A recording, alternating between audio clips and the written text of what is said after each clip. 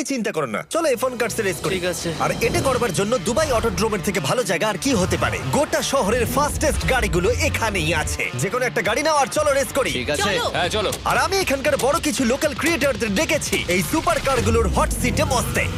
চলো একটু মজা করা যাক। ওরা তো খুবই জোরে যাচ্ছে। আর এটা করা এখানে প্রথম এক্সপেরিয়েন্স, আরো অনেকগুলো বাকি আছে। আমরা সবে শুরু করেছি। আমি রেসের জন্য তৈরি। আমরা একজনের কাছে চলে এসেছি, এক্ষুনি তাকে পেরিয়ে যাব। আরে না জিমি, না না। চলো গ্র্যান্ডমা। মনে হয় আমার মা আমাকে রেস করতে দেখে খুব খুশি হবে। আমার মনে হয় ও চাইলেও স্লো ড্রাইভ করতে পারবে না। আরে এটা তো ইল্লিগাল। না মানে সত্যিই এটা ইল্লিগাল। যখন আমি আর আমার বন্ধুরা রেস কার ড্রাইভার হওয়ার অভিনয় করছিলাম, কাল তখন তৈরি হচ্ছিল একটা আসল formula level race car drive করবার জন্য। আমাকে এখন দারুণ দেখতে লাগছে। চলো এবার এটা চালানো যাক।